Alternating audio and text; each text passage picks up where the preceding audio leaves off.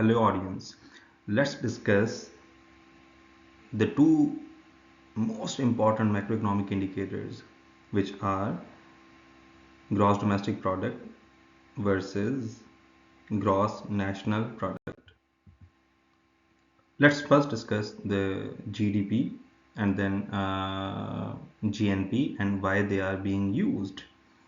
So the GDP and the GNP are both measures of economic performance, but they differ in how they account for the income generated by a country's residents and the geographical location of economic activities. In simple words, GDP and the GNP, both macroeconomic indicators are used in order to measure the economy's performance, how effective it is, how progressive it is, how advanced it is. For example, if the GDP growth rate and the GNP growth rates of some economy are increasing at a good pace, that means these economies will be enjoying a better standards of living, and definitely using these indicators there must be investors along other indicators. The investors using these indicators must be longing for investing in that economy, and definitely people would be loving to live in these countries because the growth rates are spectacular. So ultimately, these both macroeconomic indicators serve to measure the economy's performance. So let's discuss them one by one, and then we'll differentiate between them. Gross domestic product. It measures the total value of all newly produced final goods and services produced within the country's borders over a certain period, usually a year or a quarter. If you see, there are some focused words or words which must be focused in this definition, which are newly produced final goods and then within the boundaries of a nation, of a country, right? So ultimately, let's assume we are calculating a GDP of 2024. So ultimately, it can be calculated for a year or for a quarter. Now let's assume we are calculating it for 1 year. Now, the GDP measures the total value of all newly produced. What do we mean by newly produced? It simply means the goods and the services. The goods, let me tell you, the goods and the services. Goods are the physical uh, goods which are tangible, which can be touched physically, right? And the services are the goods which are intangible in nature, which are invisible. For example, the lawyers' advices, the prescriptions by the medical doctor, lecture by the teacher. So ultimately, these are all intangible goods which are known as the services when it comes to economics.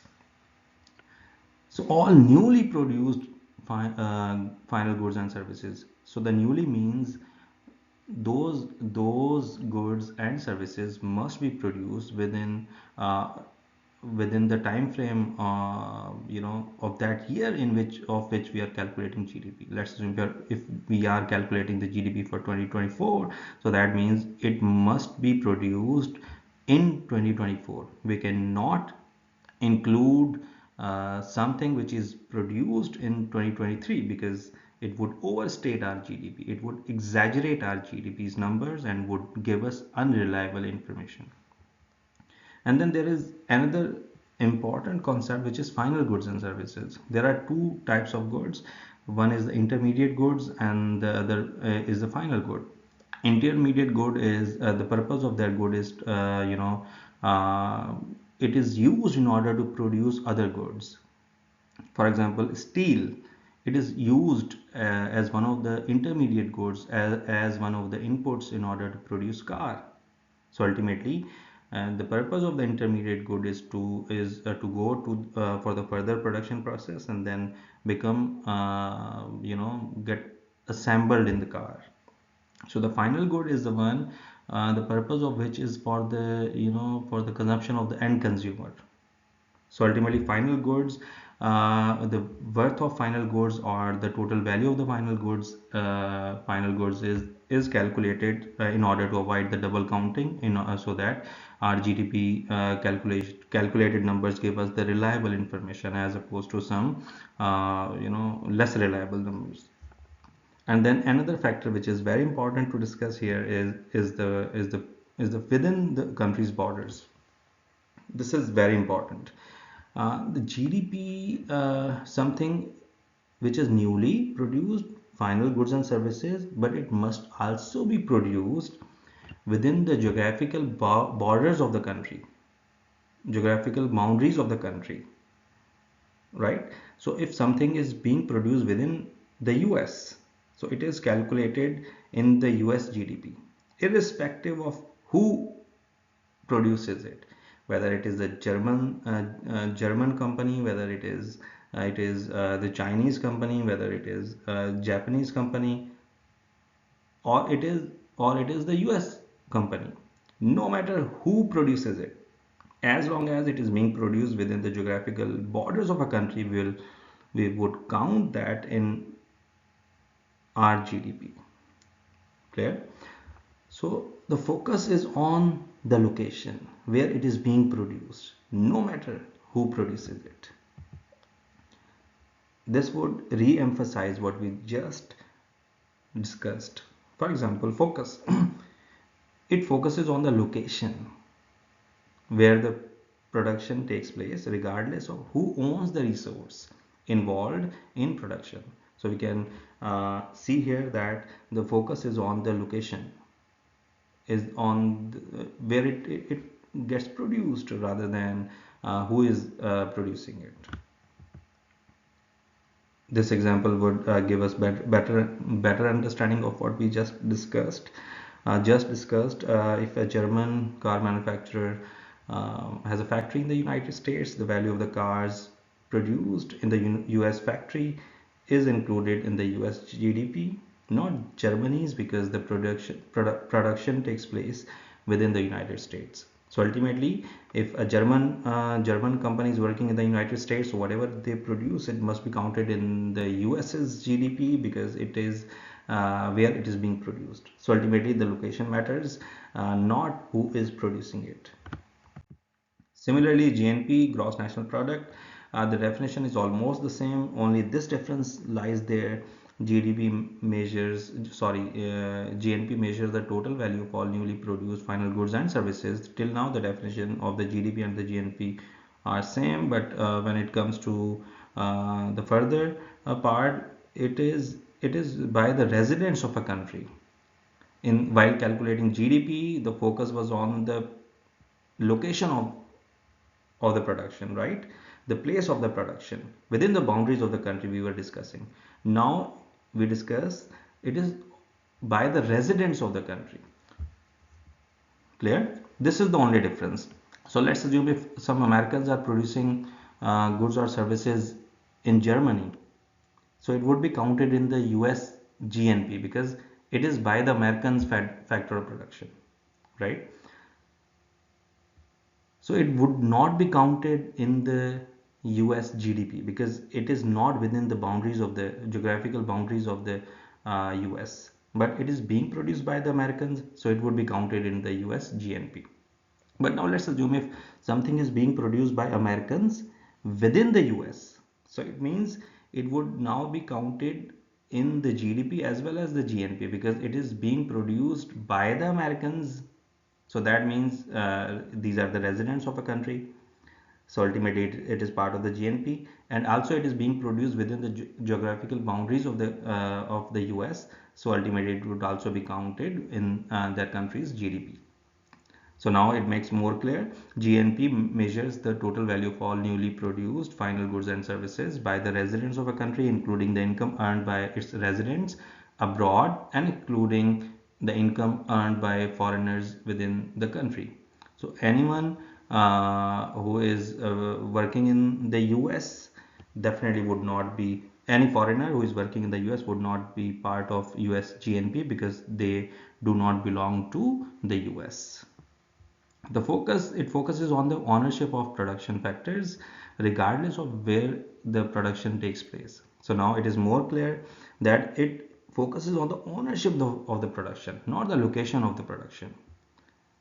Let's take that example. If an American company earns profits from its operations in Japan, those profits are included in the US GNP but not in Japan's, because the income is earned by US residents. So ultimately, uh, no matter where American company is operating, as long as it is generating some goods and services, producing some goods and services, no matter where they are working, so it would always be counted in the US GNP. So this makes the key difference. This slide would make it even more clear. GDP includes all economic activities within a country's borders. So within the country's border is the most important factor while differentiating the GDP and the GNP, including those by foreign entitles.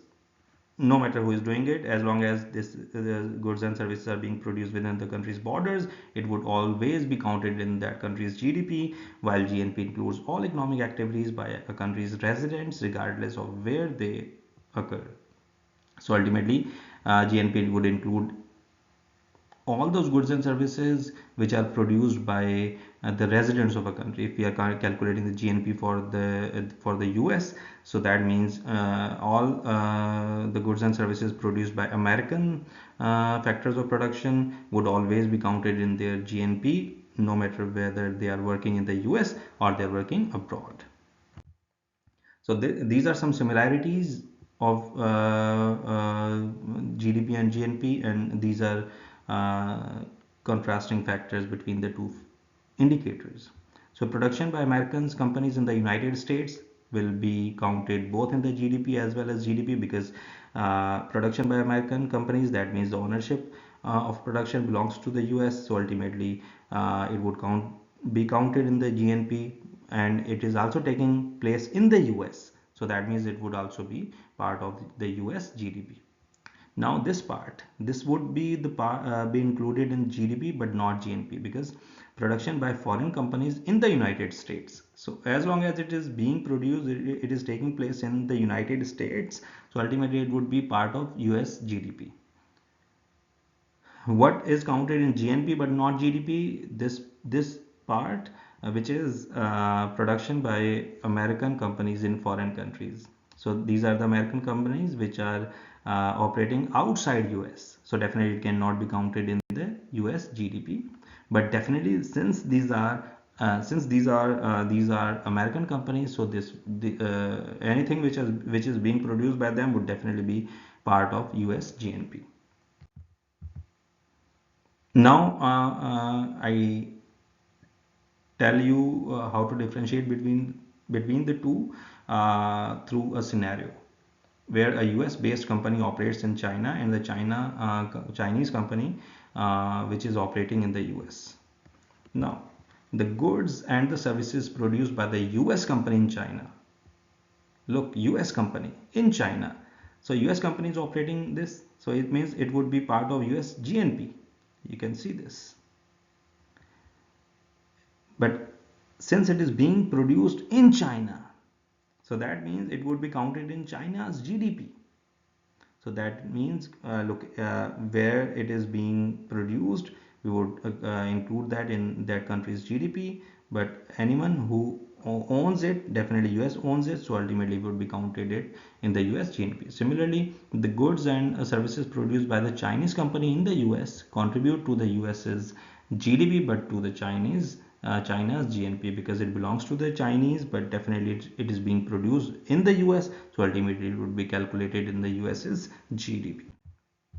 Concluding this topic, we would see that GDP is often used to measure the economic performance of a country, focusing on the domestic economy. So definitely the focus is always on the domestic economy, because the location matters, as I told you earlier, within the boundaries of the country, which was the most important and the vital factor while calculating GDP, while understanding GDP. So ultimately, uh, it would give you more insights about the domestic economy, the performance of the domestic economy. Whereas GNP provides insights into the economic strength of a country's residents and how they contribute to the global economy considering their international income. Thank you so very much. I hope this lecture helped you in understanding what the GDP and GNP are, as well as in differentiating how these two macroeconomic indicators differentiate. Thank you.